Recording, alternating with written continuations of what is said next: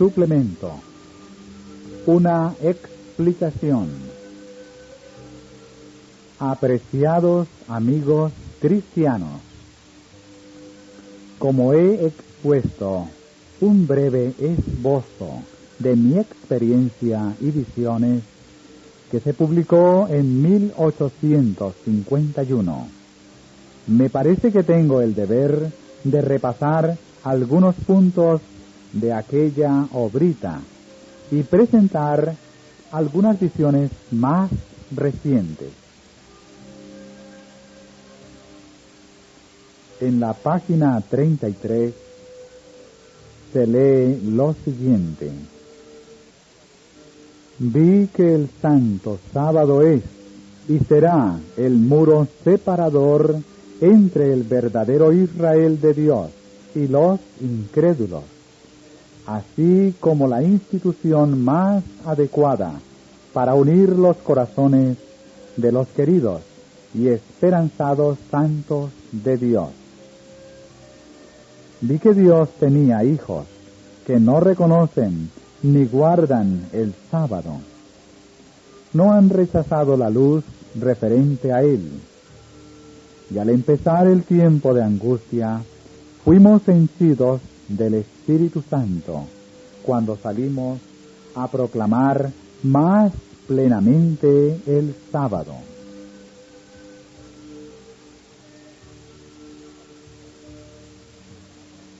Esta visión fue dada en 1847, cuando eran muy pocos los hermanos adventistas que observaban el sábado, y de estos eran aún menos los que suponían que su observancia era de suficiente importancia para trazar una separación entre el pueblo de Dios y los incrédulos.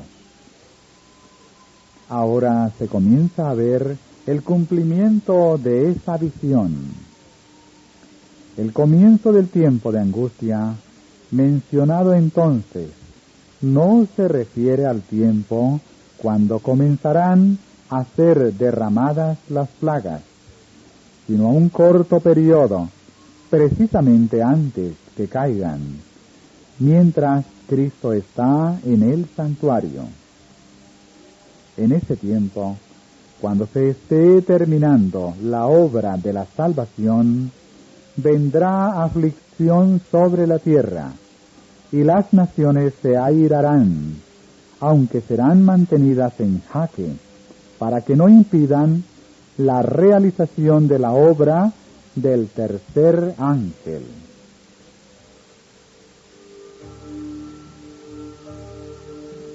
En ese tiempo descenderá la lluvia tardía, o refrigerio de la presencia del Señor, para dar poder a la voz fuerte del tercer ángel y preparar a los santos para que puedan subsistir durante el plazo, cuando las 7 postreras plagas serán derramadas.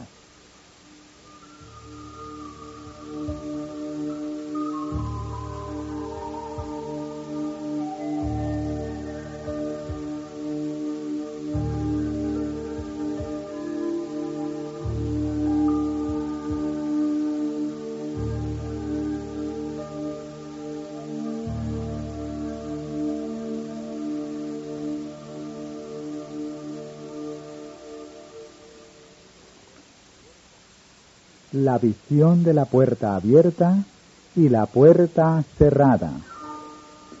De las páginas 42 a la 45. Fue dada en 1849. La aplicación de Apocalipsis 3, versículos 7 y 8, al santuario celestial y al ministerio de Cristo me resultaba enteramente nueva. Nunca había oído esa idea expresada por alguien. Ahora que se comprende claramente el tema del santuario, la aplicación se desprende con toda su fuerza y belleza.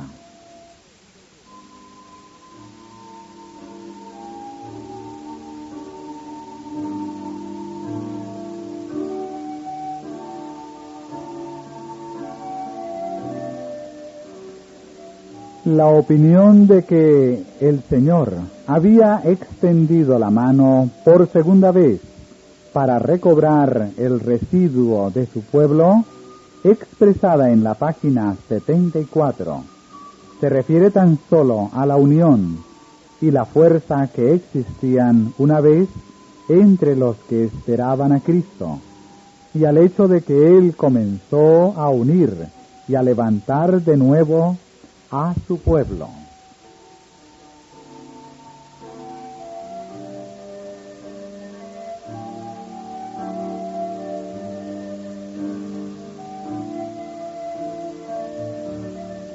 Manifestaciones espiritistas. En la página 43 se lee lo que sigue. Vi que los golpes misteriosos de Nueva York y otros lugares provenían del poder satánico, y que tales cosas se volverían cada vez más comunes y se revestirían de un manto religioso, con el fin de inducir a los engañados a sentirse seguros y para desviar, si fuese posible, la atención del pueblo de Dios hacia ellas y hacerle dudar de las enseñanzas y del poder del Espíritu Santo. Esta visión fue dada en 1849, hace casi 5 años. Las manifestaciones espiritistas se limitaban entonces mayormente a la ciudad de Rochester y eran conocidas como golpes de Rochester. Desde aquel tiempo, esa herejía se ha difundido más allá de lo que cualquiera esperaba entonces.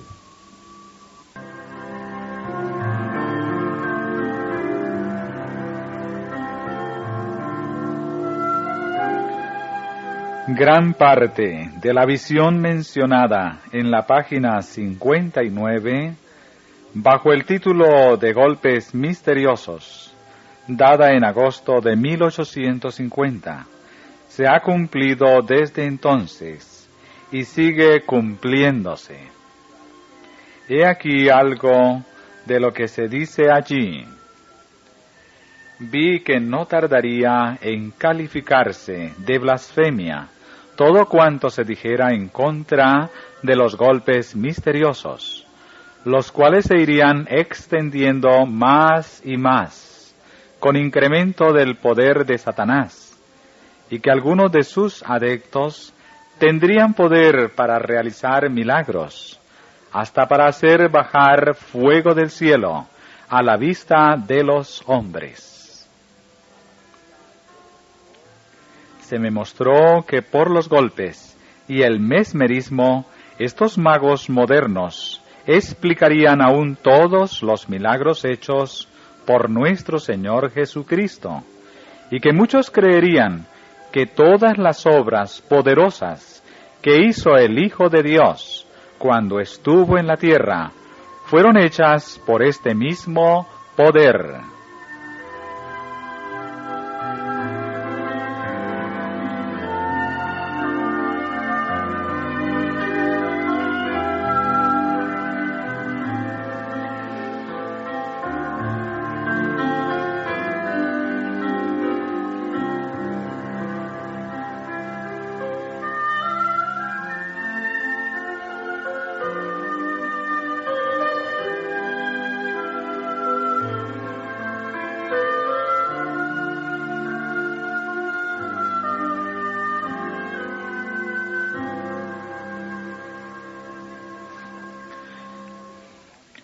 Vi el engaño de los golpes, el progreso que estaba haciendo, y que si fuese posible engañaría hasta a los mismos elegidos.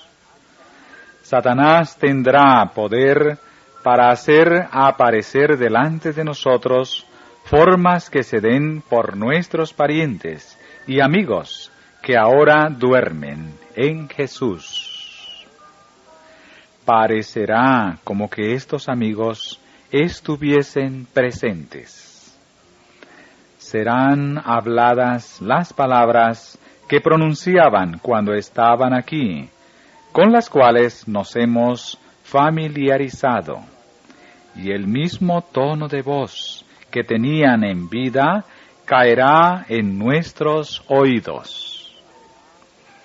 Todo esto será destinado a engañar a los santos y seducirlos para que crean en este engaño.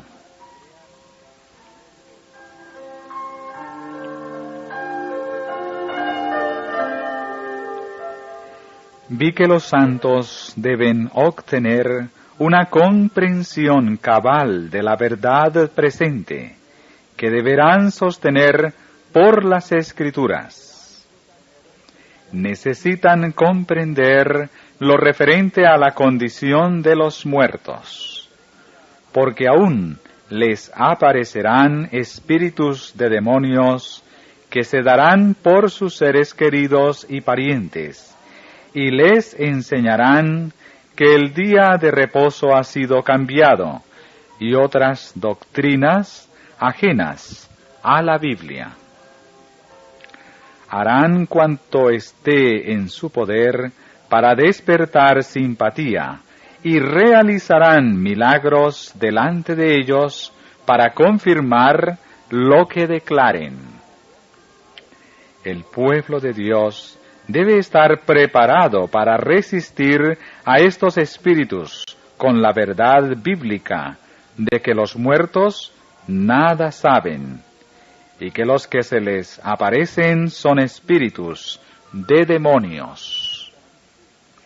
Nuestro ánimo no debe ser embargado por las cosas que nos rodean, sino ocuparnos con la verdad presente y la preparación que necesitamos para dar razón de nuestra esperanza con mansedumbre y temor.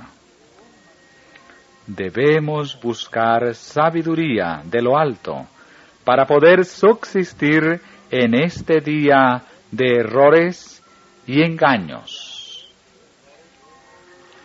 Debemos examinar cuidadosamente el fundamento de nuestra esperanza, porque tendremos que dar razón de ella basados en las Escrituras. Este engaño se difundirá y tendremos que contender con él cara a cara. Y a menos que estemos preparados para ello, quedaremos entrampados y vencidos. Pero si hacemos todo lo que podemos de nuestra parte, a fin de estar listos para el conflicto que nos espera, Dios hará su parte, y su brazo todopoderoso nos protegerá. Mandaría todos los ángeles de la gloria para socorrer a las almas fieles y poner un cerco en derredor de ellas, antes que permitir que sean engañadas y extraviadas por los prodigios mentirosos de Satanás.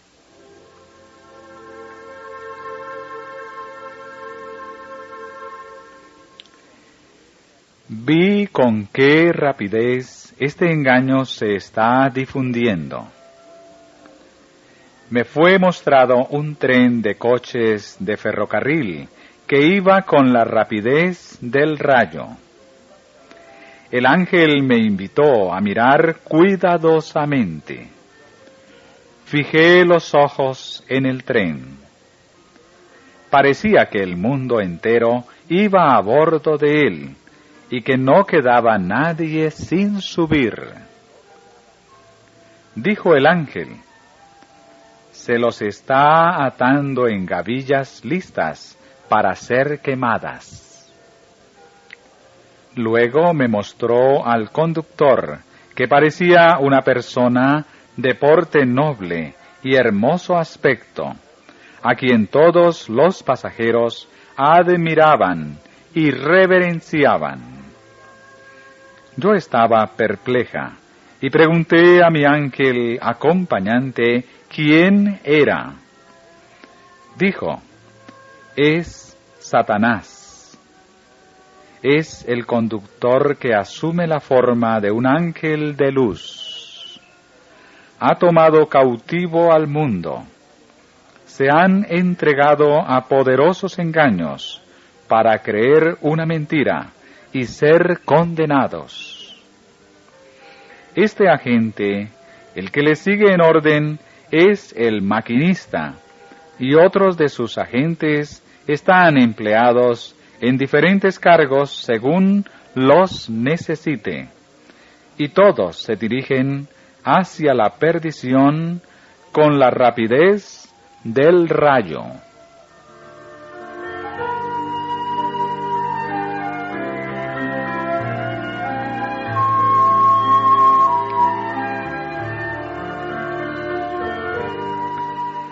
Pregunté al ángel si no quedaba nadie. Me invitó a mirar en la dirección opuesta y vi una compañía pequeña que viajaba por una senda angosta. Todos parecían estar firmemente unidos, vinculados por la verdad, en agrupaciones o compañías. Dijo el ángel: el tercer ángel está atándolos o sellándolos en gavillas para el granero celestial. Esa pequeña compañía parecía agobiada, como si hubiese pasado por severas pruebas y conflictos. Parecía como que el sol acabara de salir detrás de una nube y resplandecía sobre sus rostros, dándoles aspecto triunfante, como si sus victorias estuviesen casi ganadas.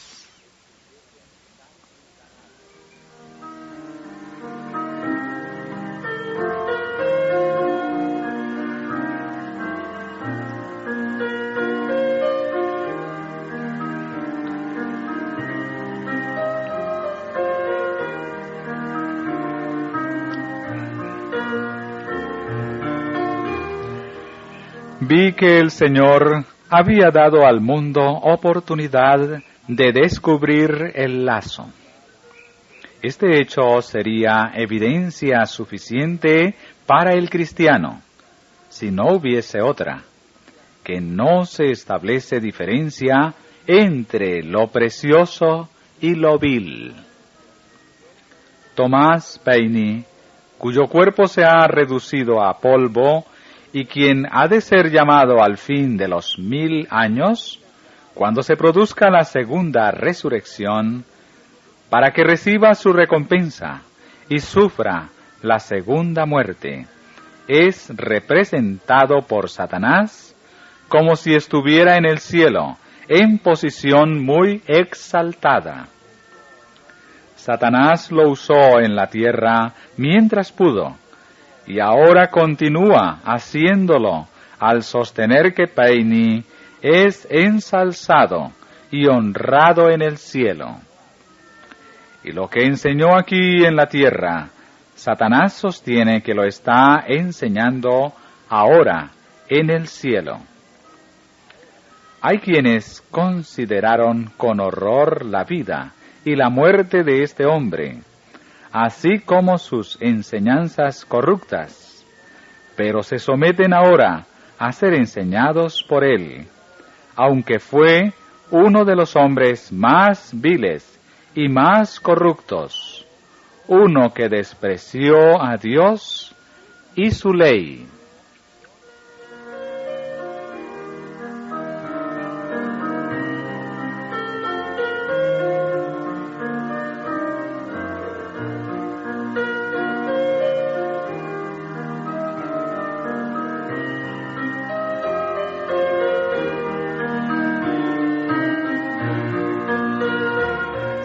El que es padre de mentira, ciega y engaña al mundo, enviando a sus ángeles para que hablen en nombre de los apóstoles, y los hace aparecer como contradiciendo lo que ellos mismos escribieron bajo el dictado del Espíritu Santo cuando estaban en la tierra.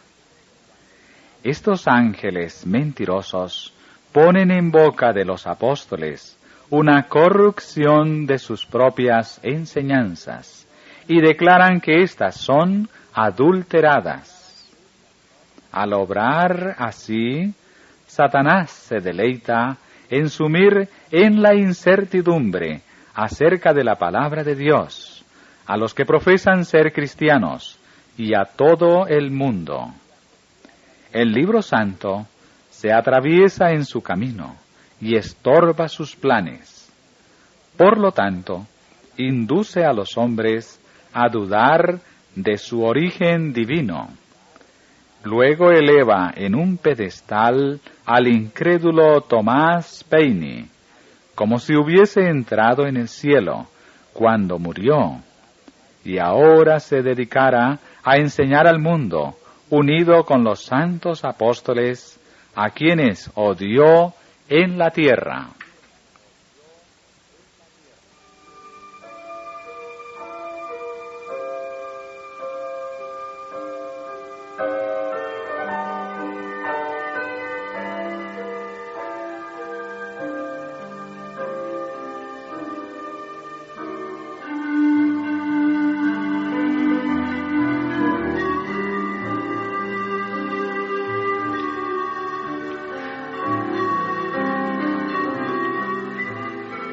Satanás asigna a cada uno de sus ángeles el papel que ha de desempeñar.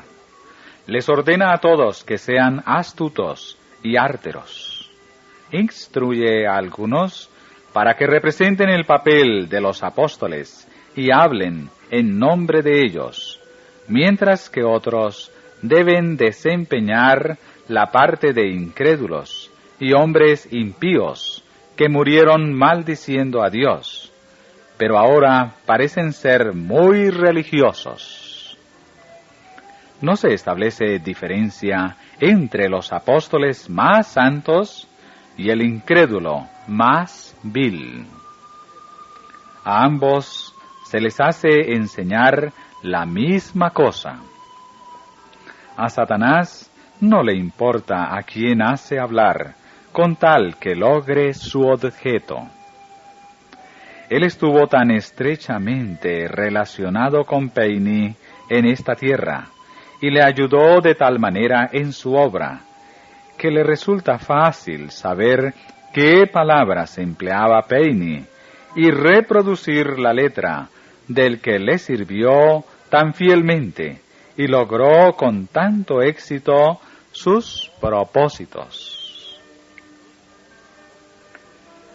Satanás dictó muchos de sus escritos, y le es fácil dictar sentimientos por medio de sus ángeles, ahora, y hacer aparecer como que provienen de Tomás Paine, quien, mientras vivía, era un siervo devoto del maligno.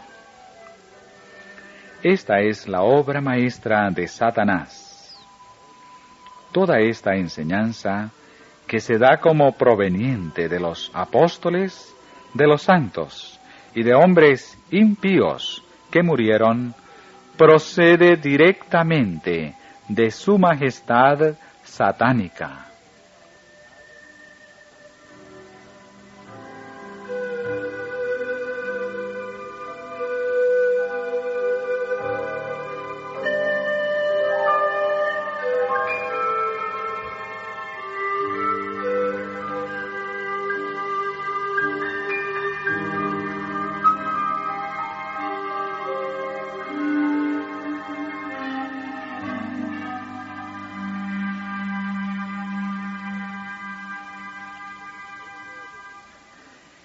El hecho de que Satanás asevere que uno a quien él amaba tanto y que odiaba tan cabalmente a Dios, está ahora con los santos apóstoles y los ángeles gloriosos, debe bastar para quitar todo velo que cubra las inteligencias y descubrir ante ellas las obras sombrías y misteriosas de Satanás.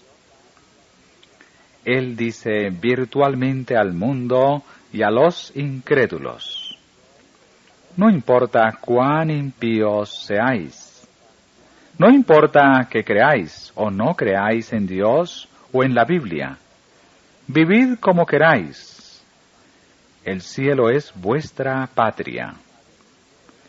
Porque todos saben que si Tomás Paine está en el cielo y muy ensalzado, ellos mismos no podrán menos de llegar allí.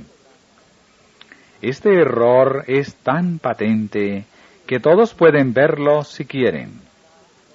Satanás está haciendo ahora, mediante personas como Tomás Paine, lo que ha estado tratando de hacer desde su caída. Está, por medio de su poder y sus prodigios mentirosos, destruyendo el fundamento de la esperanza cristiana y apagando el sol que ha de alumbrarlos en el camino angosto que lleva al cielo. Está haciendo creer al mundo que la Biblia no es inspirada, ni mejor que un libro de cuentos, mientras ofrece algo que la ha de reemplazar, a saber, las manifestaciones espirituales.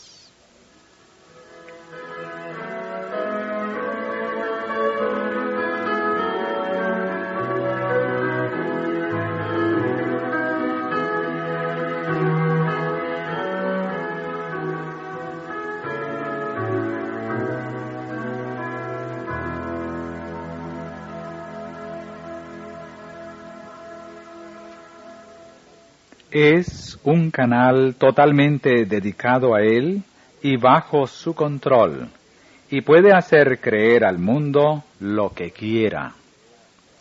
Al libro que ha de juzgarle a él y a sus seguidores, lo pone en la sombra, exactamente donde quiere que esté. Al Salvador del mundo lo reduce a la condición de hombre común. Y como la guardia romana que vigiló la tumba de Jesús, difundió la mentira que los príncipes de los sacerdotes y ancianos pusieron en su boca, así también los pobres y engañados seguidores de estas así llamadas manifestaciones espirituales repiten que nada hubo de milagroso en el nacimiento, la muerte y la resurrección de nuestro Salvador, y tratan de hacer aparecer que dicen la verdad. Después de relegar a Jesús a una posición inferior, atraen la atención del mundo sobre sí mismos y sus milagros y prodigios mentirosos que, declaran, superan por lejos las obras de Cristo. De esta manera, el mundo cae en el lazo y es adormecido por una sensación de seguridad, de tal manera que no descubrirá el engaño espantoso hasta que hayan sido derramadas las 7 plagas. Satanás se ríe al ver el éxito de su plan, y cómo todo el mundo queda apresado en la trampa.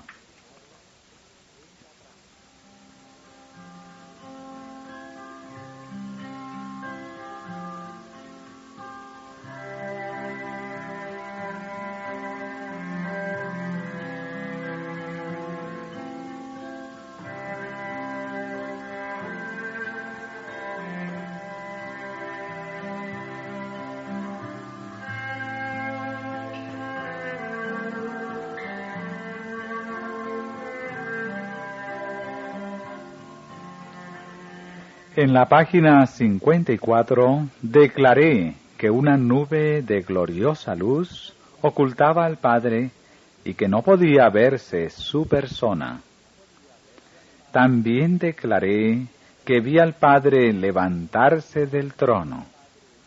El Padre estaba envuelto en un cuerpo de luz y gloria, de manera que su persona no podía verse. Sin embargo, yo sabía que era el Padre y que de su persona emanaba esta luz y gloria. Cuando vi este cuerpo de luz y gloria levantarse del trono, supe que era porque el Padre se movía, y por lo tanto dije, vi al Padre levantarse. La gloria o excelencia de su forma no la vi. Nadie podría contemplarla y vivir, pero podía verse el cuerpo de luz y gloria que rodeaba su persona.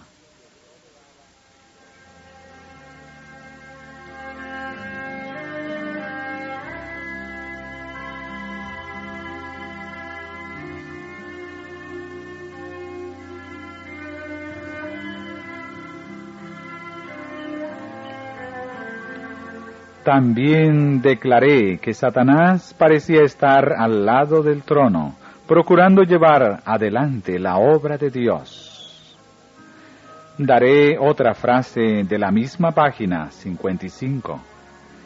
Me di vuelta para mirar a la compañía que seguía postrada delante del trono.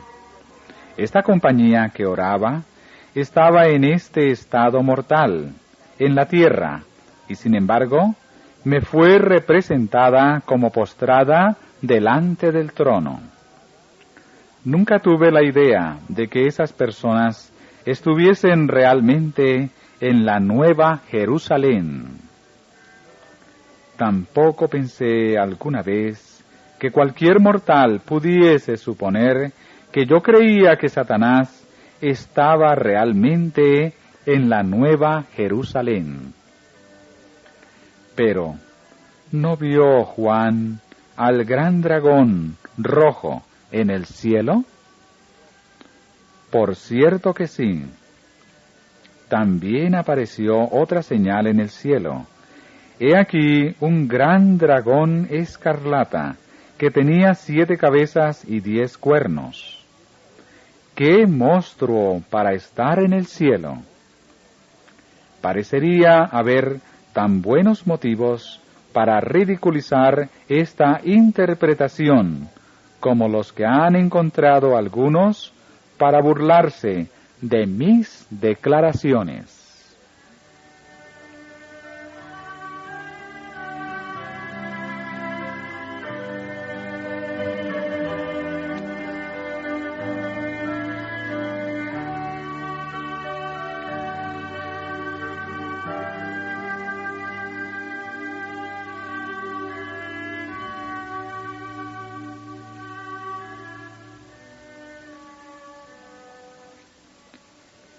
En las páginas 48 hasta las 52 se relata una visión dada en enero de 1850. La porción de la visión que se refiere a los recursos de los cuales se privaba a los mensajeros se aplicaba más particularmente a aquel tiempo. Desde entonces, la causa de la verdad presente ha obtenido amigos que han aprovechado las ocasiones de hacer bien con sus recursos. Algunos han dado demasiado liberalmente y perjudicado a los recipientes.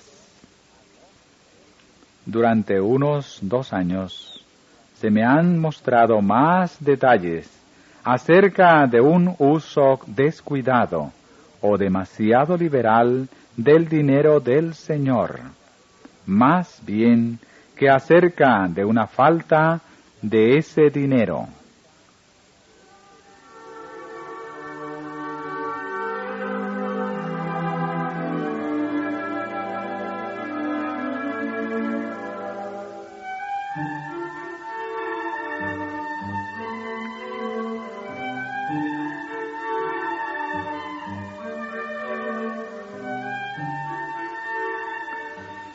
Lo siguiente es sacado de una visión dada en Jackson, Michigan, el 2 de junio de 1853.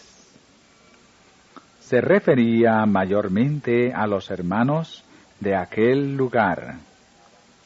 Vi que los hermanos comenzaban a sacrificar sus propiedades y las entregaban sin que se les presentara el verdadero objeto, la causa que sufría, y ellos daban con demasiada liberalidad, demasiada cantidad y demasiado a menudo. Vi que los maestros debieran haber estado en situación de corregir este error y ejercer una buena influencia en la Iglesia.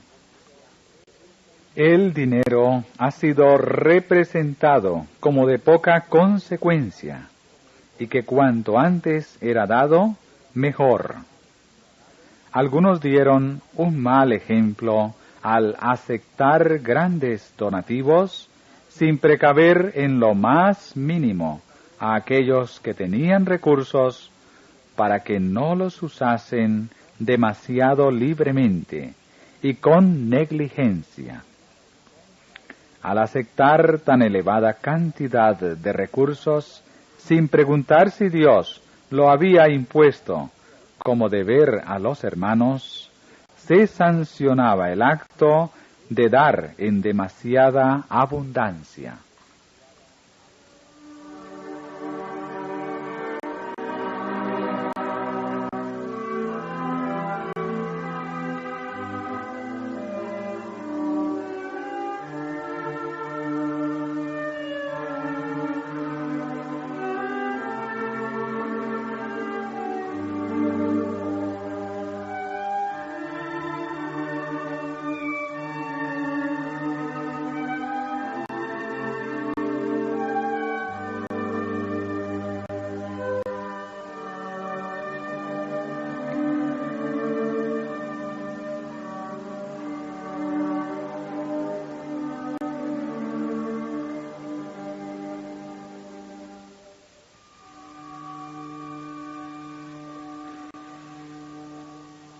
Los que daban erraron también, al no ser escrupulosos en cuanto a averiguar las necesidades del caso, si había o no una necesidad real. Los que tenían recursos fueron puestos en gran perplejidad. Un hermano fue perjudicado al ponérsele demasiados recursos en las manos. No practicaba la economía, sino que vivía en forma extravagante y en sus viajes gastaba dinero aquí y allá sin provecho. Difundía una mala influencia al hacer un uso tan libre del dinero del Señor. Y decía en su corazón y a otros: hay bastantes recursos en el hermano J, más de lo que puede usarse antes que venga el Señor. Algunos fueron muy perjudicados por una conducta tal y entraron en la verdad con opiniones erróneas, no comprendiendo que era el dinero del Señor lo que estaban usando sin reconocer su valor. Esas pobres almas que acababan de abrazar el mensaje del tercer ángel y han tenido un ejemplo tal delante de sí, tendrán mucho que aprender en cuanto a negarse a sí mismos y a sufrir por amor a Cristo. Tendrán que aprender a renunciar a la comodidad, a dejar de procurar sus conveniencias y comodidades, y tener presente el valor de las almas. Los que sienten que pesa sobre ellos el ay, no estarán en favor de hacer grandes preparativos para viajar con comodidad. Algunos que no tenían vocación han sido alentados a entrar en el campo. Otros han sido afectados por estas cosas y no han sentido la necesidad de economizar, de negarse a sí mismos y poner recursos en la tesorería del Señor.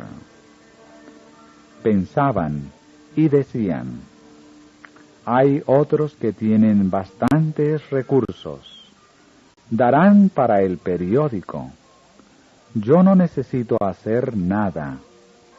El periódico será sostenido sin mi ayuda.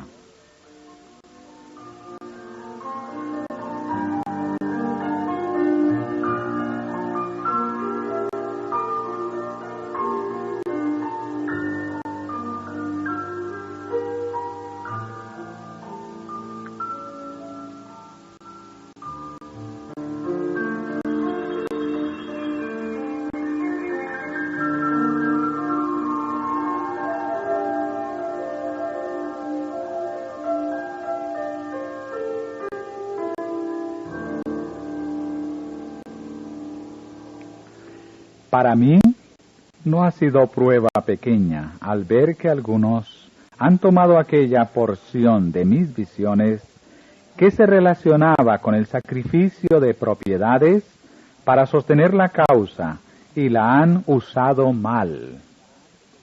Emplean los recursos con extravagancia, mientras no cumplen los principios de otras porciones. En la página 50 se lee lo siguiente: vi que la causa de Dios ha sido estorbada y deshonrada por algunos que viajaban sin mensaje de Dios. Los tales tendrán que dar cuenta de todo dinero gastado en viajar donde no tenían obligación de ir, porque ese dinero podría haber ayudado a hacer progresar la causa de Dios. También en la página 50 se lee: vi que aquellos que tenían fuerza para trabajar con sus manos a fin de ayudar a la causa eran tan responsables por su fuerza como otros lo eran por sus propiedades. Quisiera llamar la atención en forma especial a la visión de este asunto mencionada en la página 57. He aquí un corto extracto. El objeto de las palabras de nuestro Salvador en Lucas 12:33 no ha sido presentado con claridad. Vi que el objeto que se tiene al vender no es dar a los que pueden trabajar y sostenerse a sí mismos, sino difundir la verdad.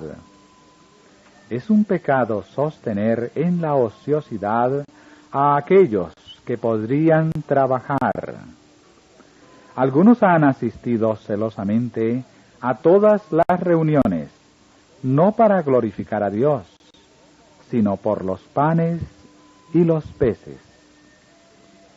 Habría sido mejor que los tales se quedasen en casa, haciendo con sus manos lo que es bueno, para suplir las necesidades de sus familias y tener algo que dar para sostener la preciosa causa. En tiempos pasados ha sido el propósito de Satanás impulsar a algunos de espíritu arrebatado a que gastasen recursos demasiado liberalmente e influyesen en sus hermanos para que se deshicieran temerariamente de sus propiedades, a fin de que por medio de una abundancia de recursos prodigados descuidada y apresuradamente, las almas fueran perjudicadas y se perdieran, y para que ahora Cuando la verdad se ha de difundir más extensamente, se sienta la falta de recursos. Su propósito se ha logrado hasta cierto punto.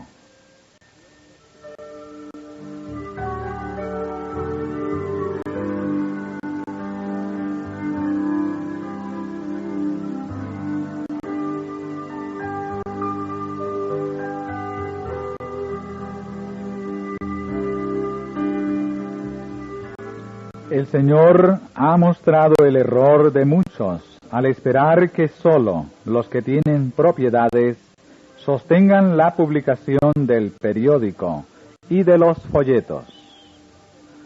Todos deben desempeñar su parte. Los que tienen fuerza para trabajar con las manos y ganan recursos con que ayudar a sostener la causa, son tan responsables por ello como lo son otros por sus propiedades. Cada hijo de Dios que profesa creer la verdad presente debe ser celoso para desempeñar su parte en esta causa.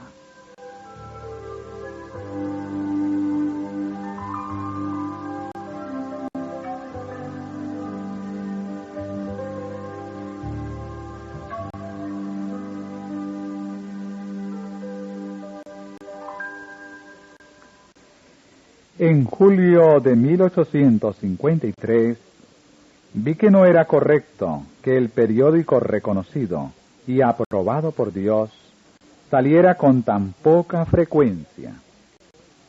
La causa, en el tiempo en que vivimos, exige un periódico semanal, así como la publicación de muchos más folletos para exponer los errores que se multiplican en este tiempo.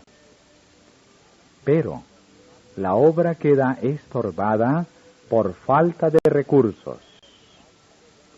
Vi que la verdad debe avanzar y que no debemos ser demasiado temerosos, que es preferible que los folletos y los periódicos lleguen a 3 personas que no los necesiten, más bien que dejar privada de ellos a una persona que los apreciaría y podría ser beneficiada por ellos. Vi que las señales de los últimos días deben recalcarse claramente, pues las manifestaciones de Satanás van en aumento. Las publicaciones de Satanás y sus agentes van creciendo.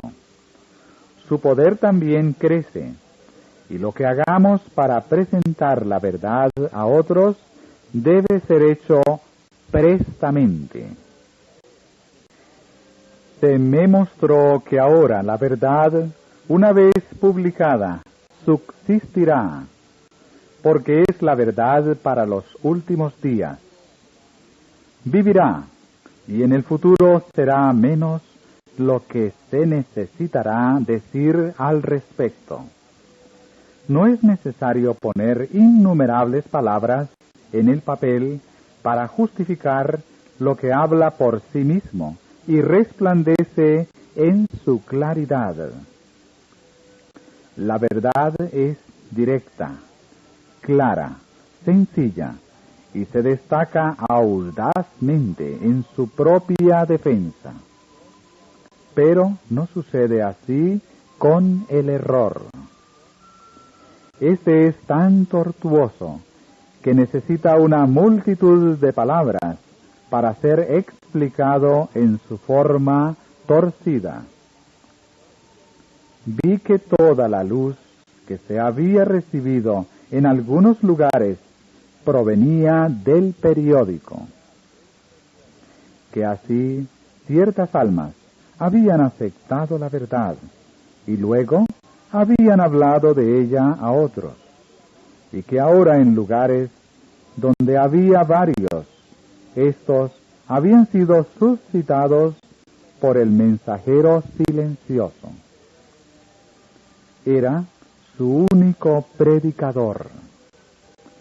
por falta de recursos, la causa de la verdad no debe ser estorbada en su marcha hacia adelante.